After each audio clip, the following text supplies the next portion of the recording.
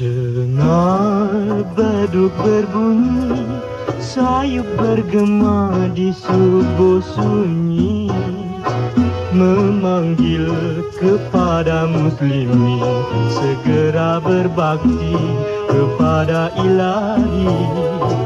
Suara azan mengalun, terdengar sayup memecah sunyi, memohon restu dengan bakti kepada Ilahi Tuhan Maha Suci.